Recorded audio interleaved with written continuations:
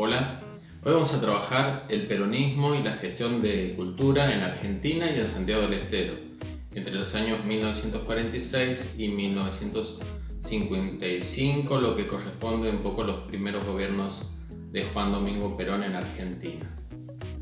Y vamos a mirar con detenimiento al peronismo y su innovación en el estilo de gestión de la cultura, como decíamos en la clase anterior, sin determinismos, desde el Estado y acompañando las iniciativas de todos los sectores y las estadísticas del mercado que empezaban esos años a desarrollarse por la expansión económica de la posguerra.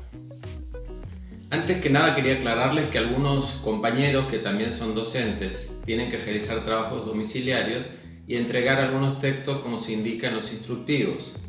Y esto les valdrá para obtener un certificado de aprobado, pero no es lo mismo para los compañeros que no tengan ese interés. Estos pueden realizar las entregas también si lo desean, pero si no llegan, de todas maneras van a obtener un certificado de asistencia. Y lo que es mejor, tienen oportunidad de leer textos muy interesantes y reflexionar con esta nutrida aula para poder ser mejores peronistas al finalizar todo el proceso y sobre todo no caer en las trampas de una supuesta cultura mágica en la que no hay disputas ni militantes. Como veníamos observando, el gobierno peronista entonces dio un gran impulso a las edificaciones de escuelas, a las actividades deportivas y a la jerarquización salarial de profesores y maestros. El presupuesto destinado a educación, que en 1946 ascendía a 306 millones de pesos, en 1950 llega a 1.300 millones de pesos. El presupuesto universitario, que en 1946 era de 35 millones de pesos, 4 años más tarde va a alcanzar los 220 millones de pesos. En general puede decirse que la educación en la primera etapa del gobierno de Perón fue impulsada, estimulada y organizada, correspondiendo buena parte de esos logros entonces al ministro Oscar Ivanišević. También se otorgaron beneficios para los sectores asalariados, entre ellos el salario mínimo, la estabilidad laboral, el seguro de vida obligatorio, el aguinaldo y la jubilación. Entre 1946 y 1949, los salarios reales de la industria aumentaron un 53%. La importancia dada por el peronismo a la cuestión laboral se reflejó en la creación del Ministerio de Trabajo y Previsión, que otorgaba el reconocimiento oficial a los sindicatos y de los tribunales de trabajo para resolver los conflictos que pudieran acaecer en el ámbito laboral.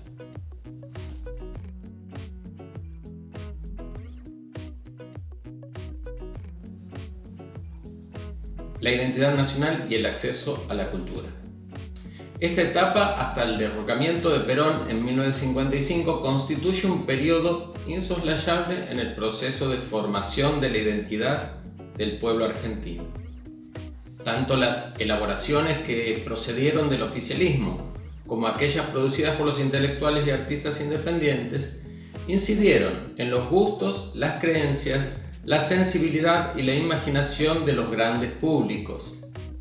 Del mismo modo, en el movimiento de vaivén propio de toda creación cultural, las infinitas voces del alma popular fueron inevitablemente escuchadas por los creadores, aún por los más exquisitos, y retransmitidas después de ser modificadas. En estas valoraciones generales todavía no concentradas, deberán tenerse en cuenta algunas circunstancias muy propias de la época, como el acceso a la educación y a la cultura que grandes sectores de la población vieron posibilitado, o el estado de seguridad y bienestar que permitió frecuentar bienes culturales a quienes hasta entonces habían estado condenados a emplear su tiempo excluyentemente en la faena de ganarse la vida.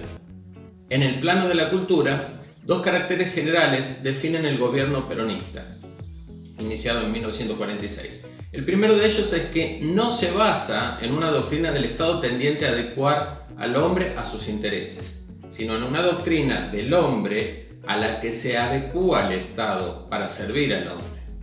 Es decir, que la revolución peronista se asienta en un punto de partida verdaderamente humano y se basa sobre valores reales y eternos.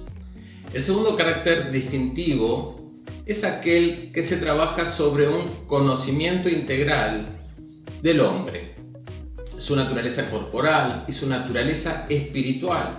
Resumiendo, la obra de justicia social no solo le restituye la dignidad del cuerpo mediante nuevas formas de vida, sino también el decoro de criatura espiritual, mediante su participación en la cultura y el acceso a las formas intelectuales que le facilitan la comprensión de su destino trascendente.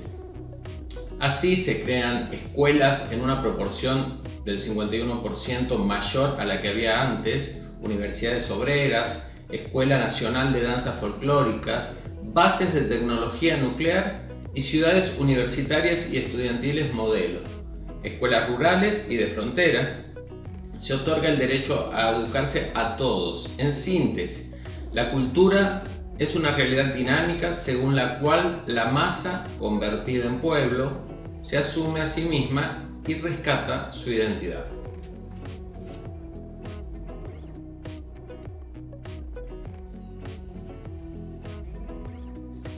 Actores y disputas en el campo cultural santiagueño.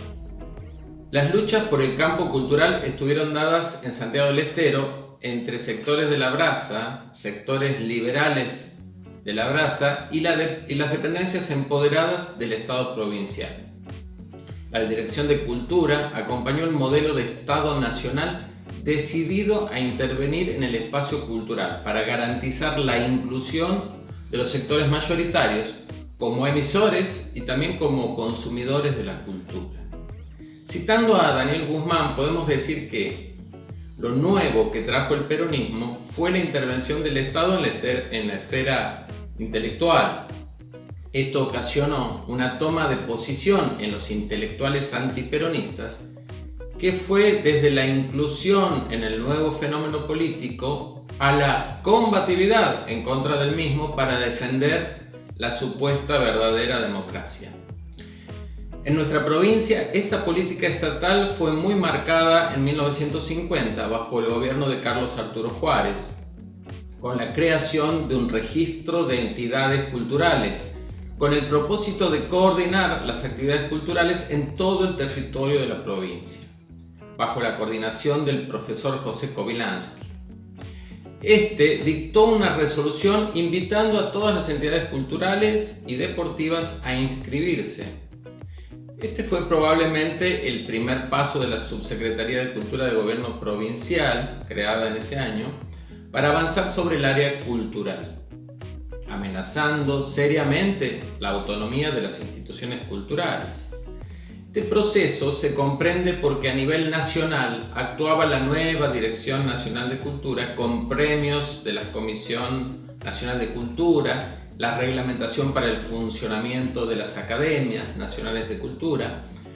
Pero lo más importante que hizo la Subsecretaría santiagueña fue lanzar un ciclo de extensión cultural con docentes de la Universidad Nacional de Tucumán, de la Universidad de La Plata y de la Universidad de Rosario, estando entre los mismos, por ejemplo, Jorge Washington Ábalos, que como varios casos de intelectuales liberales comenzaron a colaborar con las políticas del Estado peronista.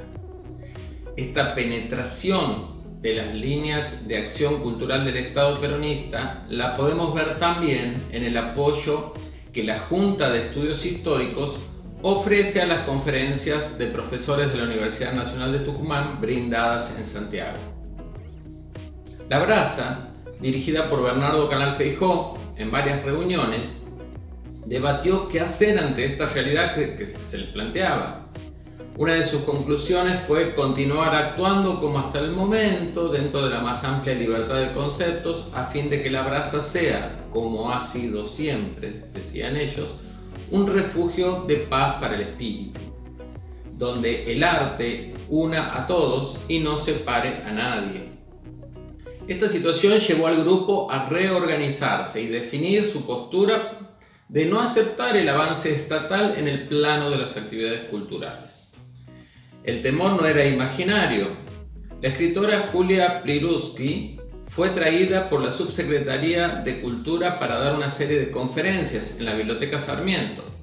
Y también auspició conjuntamente con los Amigos del Arte el recital de la violinista española Rosa Mas. En relación a la primera visitante, la Brasa colaboró con dinero para que ofreciera más conferencias en la Sarmiento, lo que demostró que el grupo quería sobreponerse a los conflictos políticos y apoyar lo que consideraban una buena política cultural.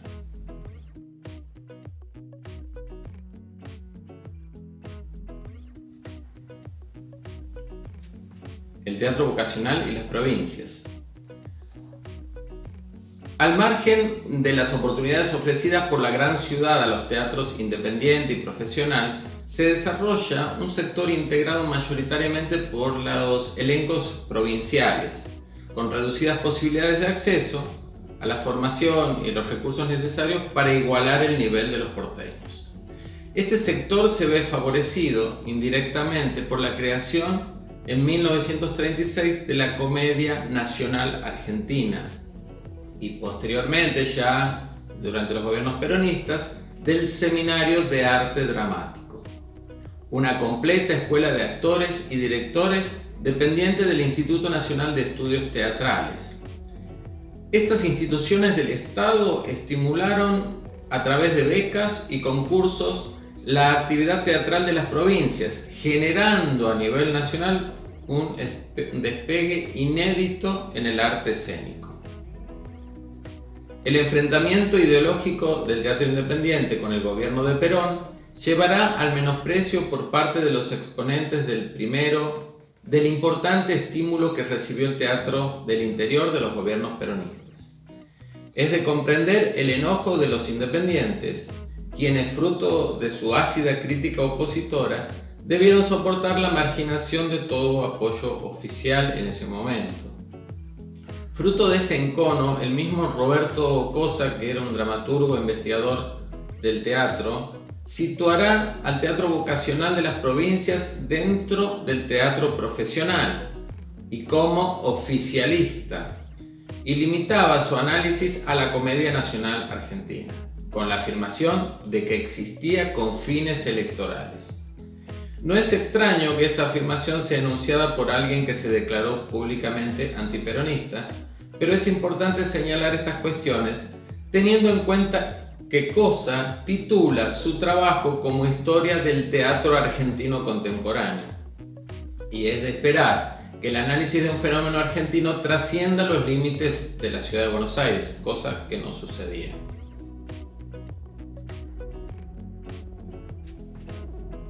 Influencia del peronismo en la producción de obras teatrales. La irrupción de los obreros en la Plaza de Mayo el 17 de octubre de 1945 va a influir profundamente en la producción y representación de las obras teatrales. En su libro Teatro y País, José Marial lo resume así. En 1945, el movimiento peronista asoma impetuoso en un país desconocido por millares de argentinos, especialmente por intelectuales y artistas que no conocían ni al trabajador de las fábricas, ni al peón del campo, y mucho menos al campesinado. La clase obrera realiza su gran experiencia histórica y se ubica como protagonista de acontecimientos fundamentales. El peronismo configuró un avance significativo en las condiciones de vida de la clase trabajadora argentina. Y el teatro independiente tarda algunos años, pero finalmente recoge la temática justamente con la obra dramática que marcará el nacimiento del teatro argentino contemporáneo, El Puente, de Carlos Gorostiza. Esta obra, representada primero por La Máscara, grupo de teatro independiente, fue luego adaptada por el teatro profesional y finalmente llevada al cine, pero sin el éxito obtenido en los escenarios. Su estructura dramática gira en torno de un puente en el año 1947 y en la esquina de un barrio porteño, exponiendo dos concepciones de la vida, la de la gente humilde y la de la burguesía adinerada. Ambos sectores sociales se enfrentan con el motivo de un accidente en la construcción de un puente. En la catástrofe muere uno de los muchachos de la barra y también el ingeniero que dirige la obra. Y en esta obra teatral se propone una profunda reflexión en la que opera el equívoco final y un trueque de cadáveres. Bueno, lo vamos dejando aquí, pero podríamos seguir en otra instancia profundizando estas cuestiones. Ahora los invito a leer 2 artículos, uno de mi autoría, y a responder a unas instrucciones que van a recibir por escrito. Un cordial saludo y seguimos en contacto.